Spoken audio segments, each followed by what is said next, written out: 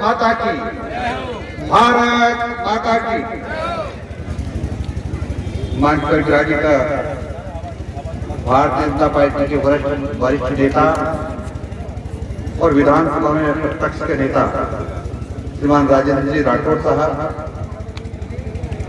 जिलाध्यक्ष महोदय श्रीमान श्रवण जी, आपके लोकप्रिय सांसद श्रीमान मनोज जी राजौरिया साहब, जनाक्रोश शाखा के प्रभारी श्रीमान हेमेंद्र जी वशिष्ठ साहब और शाखा के संयोजक कमल जी पहाड़िया और वरिष्ठ नेता राजवीर सिंह जी और रामवीर सिंह जी और सम्मानित मंच, उपस्थित भाई और बहनों और मित्रों,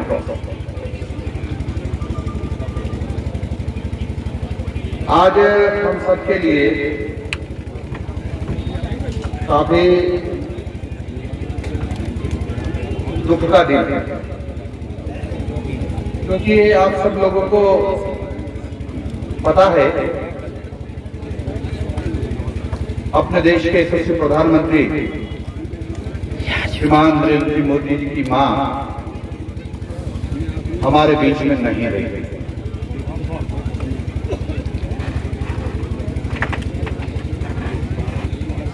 और इसलिए सारा देश शोक में डूबा हुआ है।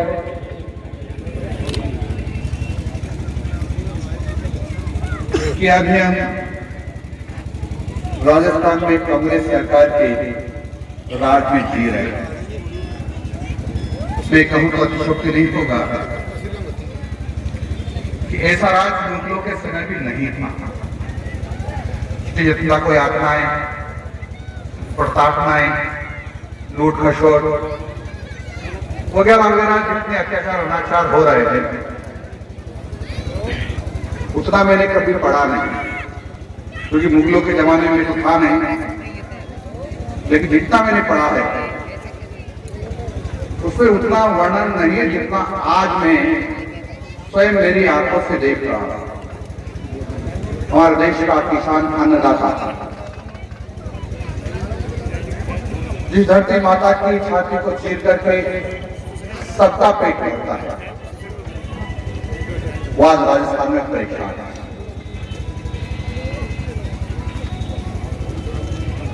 बिजली के भाव 10 बार बढ़ाई सरकार ने, जबकि कहा यह था चुनाव जब हो रहे थे विधानसभा के, यदि कांग्रेस की सरकार आएगी तो बिजली के दाम नहीं बढ़ाएंगे 5 साल तक, लेकिन 10 बार बिजली के दाम बढ़ा दिए।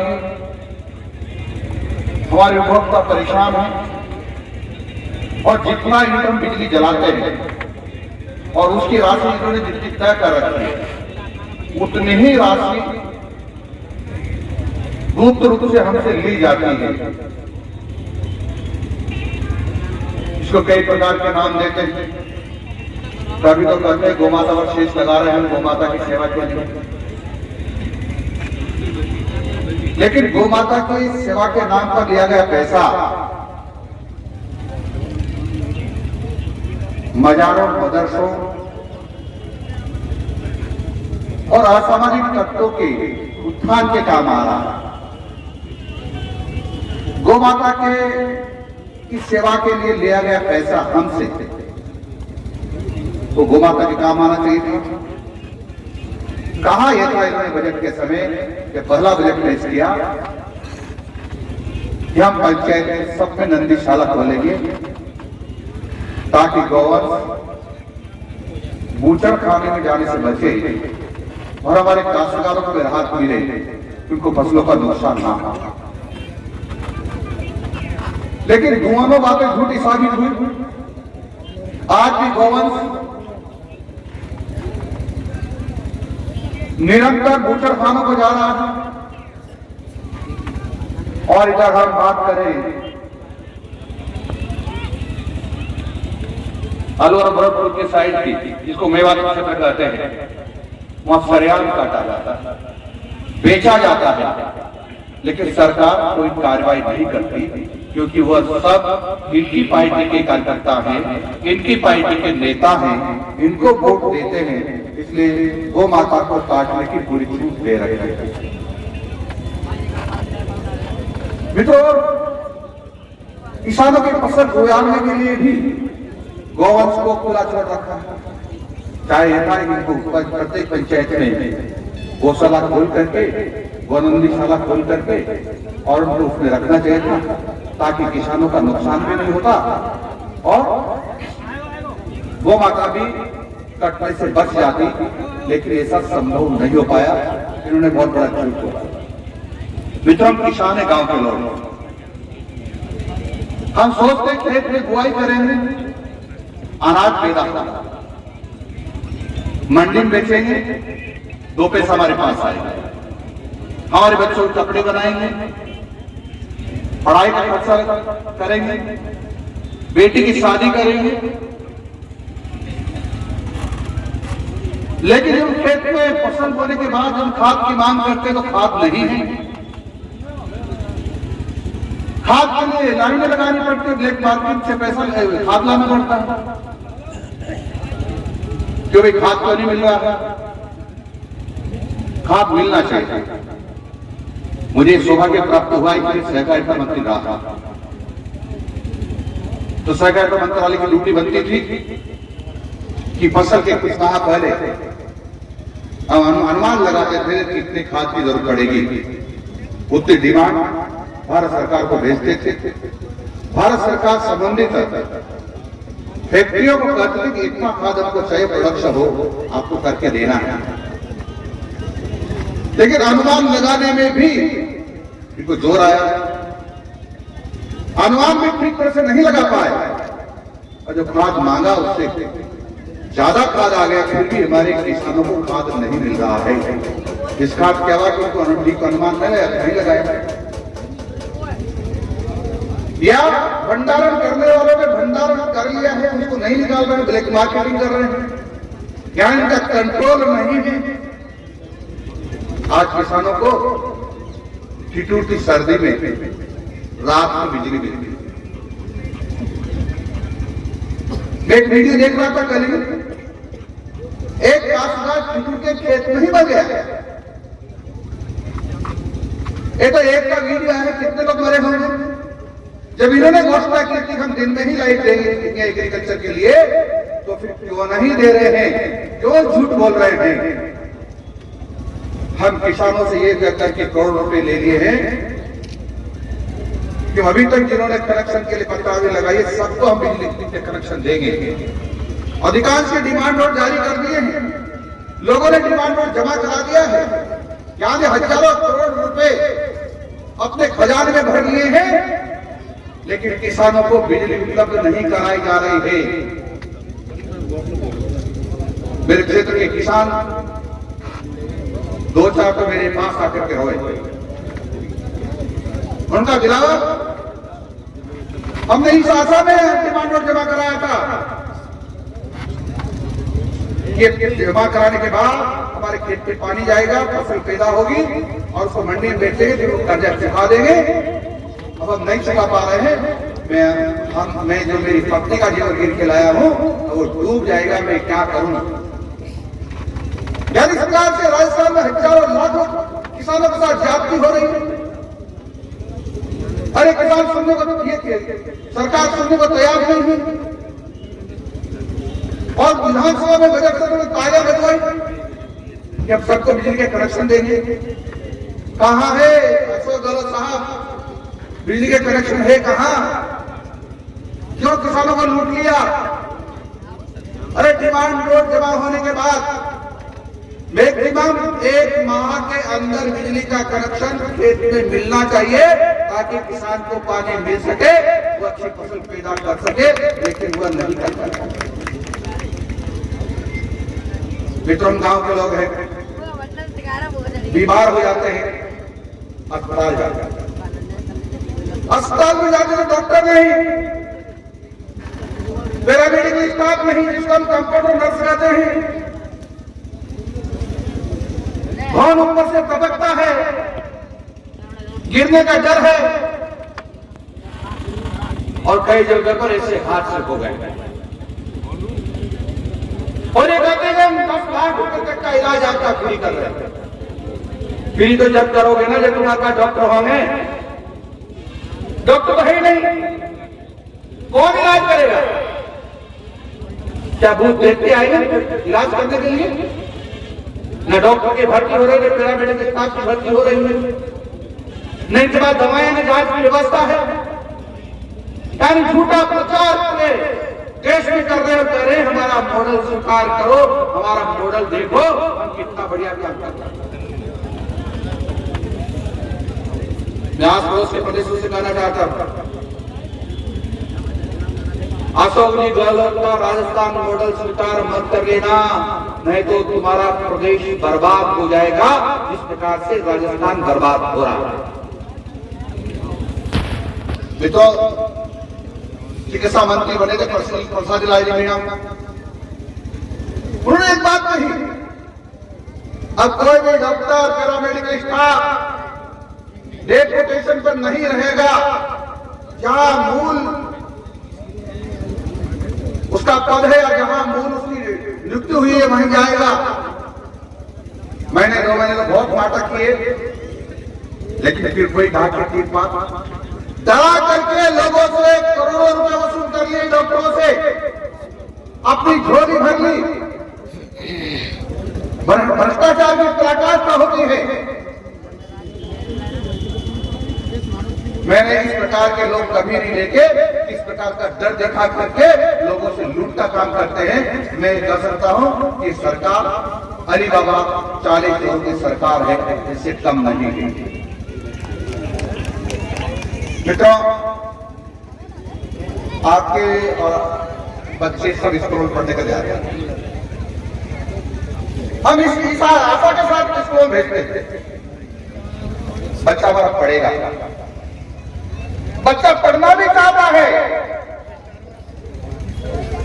लेकिन अध्यापक नहीं है। बरसात में छत टपकती है, भवन के गिरने का डर है, 3 क्लास एक कमरे में बैठती है और 200 बच्चों पर एक टीचर लगा रखे हैं। क्या होगा, कैसे पढ़ाई होगी? और फिर बहुत प्रचार किया, अंग्रेजी स्कूल खोल रहे हैं। अंग्रेजी स्कूल खोल रहे हो तो फिर अंग्रेजी के कितने झलक भरती है तुम लोगों ने? और अंग्रेजी स्कूल बना दिए तुमने, नाम दे दिया उनको, न वहां अंग्रेजी पढ़ाने वाला है और न यदि हिंदी में अंग्रेजी में जो टीचर तो वो इधर भी लगा दिए, तो वहां भी कम हो गए और यहाँ भी कम हो गए। यानी हमारे बच्चों का भविष्य अंधकार में कर दिया है, हमारे बच्चों को दुश्मन बन गए। इन्होंने कहा कि सब बच्चों को हम गणवेश देंगे। अरे गणवेश का मैक्सिमम पैसा भारत सरकार देती, राजस्थान सरकार को मैक्सिमम पैसा भारत सरकार देती है। सिलाई भी कहा कर देनी थी सरकार को, ड्रेस की नहीं दी, कपड़ा दिया, और वह भी कौन सा कपड़ा दिया?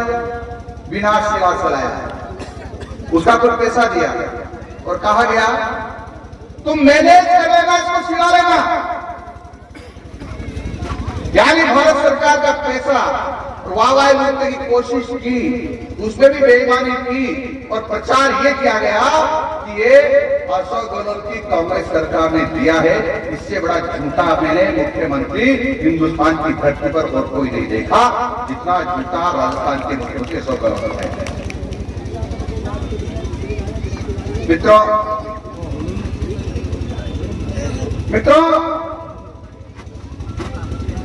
100 में से 76 लोग राजस्थान में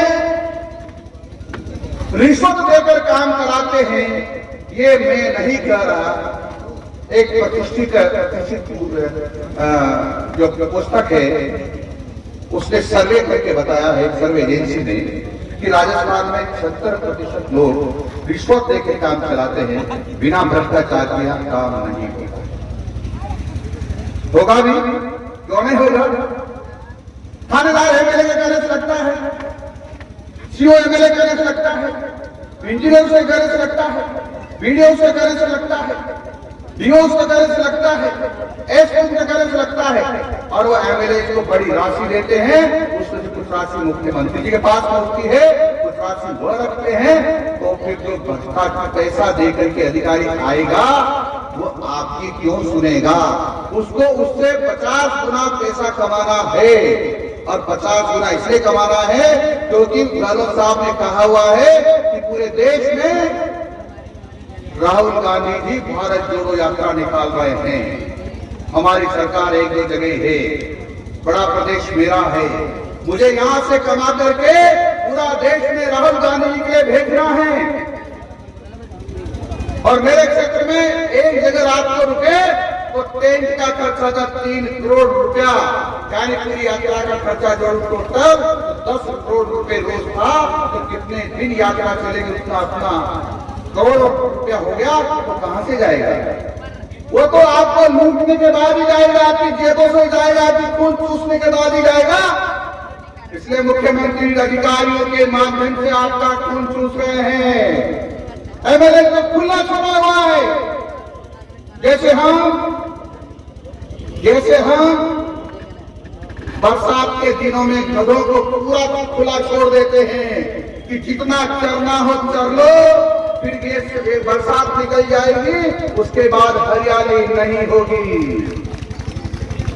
चल रहे हैं, बस कुछ होना है। इसलिए मित्रों, भ्रष्टाचार लोग को पकड़ने के लिए ऐसी भी लगी हुई है। ऐसी लोग कहा नेकलेमन लोगों को पकड़ो, और मैं तो बधाई देना चाहता हूं, पकड़ भी रहे हैं। लेकिन सैकड़ों लोगों को रंगे हाथों पकड़ने के बावजूद भी मुख्यमंत्री जी अभियोजन स्वीकृति नहीं देते हैं। आईएएस ऑफिसर पकड़े गए, आईपीएस पकड़े गए, आरएस पकड़े गए, आरपीएस पकड़े गए, एसओ पकड़े गए, इंजीनियर पकड़े गए, डॉक्टर्स पकड़े गए। क्यों नहीं दी गई भाई अभियोजन स्वीकृति? उनसे सबसे मिलाकर हजारों करोड़ रुपया अपने घर में भर लिए हैं, इसलिए अभियोजन स्वीकृति नहीं दी गई। यानी चोरों से भी ठगी, यानी ठगों से भी ठगी। यानी ये सरकार मां ठगों की ठग सरकार हो गई है, इसलिए ठगों से भी ठगी कर रही है। इससे बड़ी बात क्या हो सकती है बच्चों को? इसलिए भ्रष्टाचारियों की सरकार है, अली बाबा 40 चोरों की सरकार है। तो मेरी बहनें यहाँ सुरक्षित नहीं है।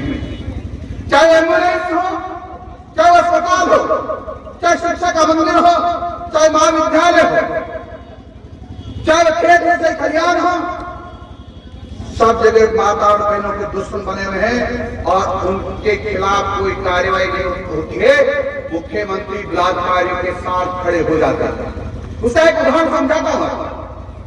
अलवर में एक गरीब बच्चे के साथ बलात्कार हुआ। वो अच्छे साल पड़ी हुई नहीं, उसको उठाकर अस्पताल ले गए। डॉक्टर ने कहा इसका सामूहिक बलात्कार हुआ है डॉक्टर, और एसपी ने कहा। और 3 दिन बाद मुख्यमंत्री जी आउटिंग हुए टीवी पर और कहा बच्चे के साथ कुछ नहीं हुआ, वो तो डिलीवरी बॉय से एक्सीडेंट हुआ था। जब एक्सीडेंट होता है तो उसके पाइप का नुकसान होता है और जगह नहीं लगती है। ऐसा हो सकता है क्या? ऐसा नहीं होता है। लेकिन बलात्कारी उनकी पाइप के लोग थे, शायद उनके रिश्तेदार होंगे, उनको धन कमा कर देने वाले लोग होंगे, इसलिए बलात्कारी के साथ खड़े हो गए। वहां के अलवर जिले के एक विधायक के बच्चे ने सामूहिक बलात्कार किया, लेकिन मुख्यमंत्री जी ने कोई कार्रवाई, प्रभावी कार्रवाई नहीं होने दी। इसलिए मैं कह सकता हूं कि बलात्कारियों के साथ सरकार खड़ी हो जाती है और आतंकवादियों को संरक्षण ये सरकार अपने घर में देती है। 12 जिले का छोटा कस्बा, जहां लूटपाट हुई, आगजनी हुई, लोगों को मारा,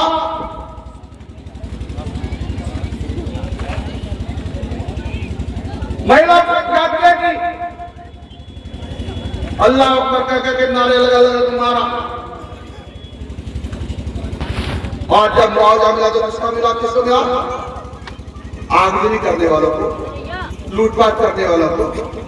तो रिपोर्ट दर्ज हुई, पुलिस ढूंढती रही, वो आतंकवादी कहां में आग लगाई तो कहां मिले?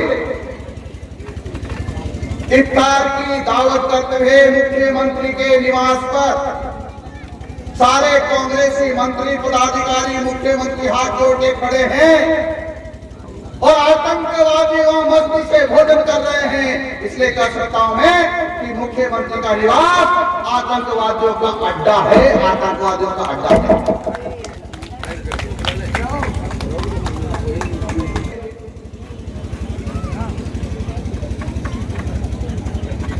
हिंदू विरोधी है। अभी जब हमारे नवरात्रा भी आई थी, रमजान का महीना भी था, तो एक आदेश जारी किया, मुसलमानों के बस्तियों में पूरी लाइट मिलनी चाहिए, लेकिन हिंदू भी रामायण जी का पाठ कर रहे थे, उपासना कर रहे थे, व्रत रह रहे थे। उनके क्यों नहीं हुआ भाई? उनके लिए बिजली के क्यों नहीं कहा? बिजली आना चाहिए, क्यों नहीं कहा गया?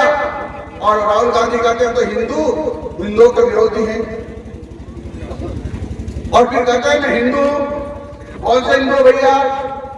बोला मैं दत्तात्रेय गोत्र का ब्राह्मण हूं। दत्तात्रेय गोत्र का ब्राह्मण यानी इसके पिताजी दादाजी मुसलमान हो और माँ ईसाई हो, तो ऐसी रासायनिक क्रिया होती है जिससे दत्तात्रेय गोत्र का ब्राह्मण पैदा होता है। मैंने पहली बात सुना। इसे भी तो कई मामले ऐसे हैं जिनमें शायद यहाँ करनी पाऊंगा कि आदेश हो गया है, क्योंकि इन्होंने सीकर में सालासर बालाजी मंदिर का गेट बना था, राम दरबार विराजमान, उसको बुलडोजर चला के तोड़ दिया। अलवर में 300 साल पुराने मंदिरों को तोड़ दिया। भरतपुर में एक भगवान की मूर्ति को क्रैश उठाकर खेत के लाके पुलिस के थाने में डाल दिया। ये हिंदुओं की सरकार है और ऐसा कानून 2011 में लाना चाह रही थी सरकार, जिसका नाम है सांप्रदायिकता हिंसा लक्षित अधिनियम 2011। उस पर लिखा था यदि हिंदू मुस्लिम दंगा हो जाए, झगड़ा हो जाए, उससे मुसलमान हिंदू मारे जाए तो हिंदू ही दोषी होंगे, मुसलमान दोषी नहीं होंगे, उनके खिलाफ मुकदमा नहीं चलेगा। यदि उस दंगे में माता दूध बलात्कार किया जाए तो महिलाएं दोषी होगी, लेकिन बलात्कारी जो मुसलमान है उनके ऊपर कोई कार्रवाई नहीं होगी। और इसी प्रकार का एक विधेयक जिसको वक्त एक 2013 कह सकते हैं, तो पास करा गया इनकी सरकार पे था। यदि कोई भी मुसलमान कहीं जाकर के नमाज पढ़ ले, कहीं जाकर के बैठ जाए, तौबानी कर ले, कोई भी धार्मिक गतिविधि कर ले, नमाज पढ़ ले, तो सारी जमीन उसकी हो जाएगी। उसको केवल कोर्ट में जाकर रजिस्ट्री दर्ज करना है। तो आज ऐसे राजस्थान में हजारों मामले हैं जिस पर हिंदुओं की जमीनों पर कब्जे हो गए हैं और कलेक्टर ने उनको दखल दे दिया है। इस प्रकार अत्याचार अनाचारी सरकार कर रही है। मैं आप सब लोगों से इतना निवेदन करना चाहता हूँ कि हम सब लोगों को इस सब बातों को ध्यान रखना चाहिए कि हिंदू विरोधी सरकार, महिला विरोधी सरकार, अनुसूचित विरोधी सरकार, गरीबों के विरोधी सरकार, मजदूरों की विरोधी सरकार को उखाड़ फेंकना है, चुनाव आएंगे। इतना ही निवेदन करता हूँ, बात को समाप्त करता हूँ। नमस्कार, जय हिंद।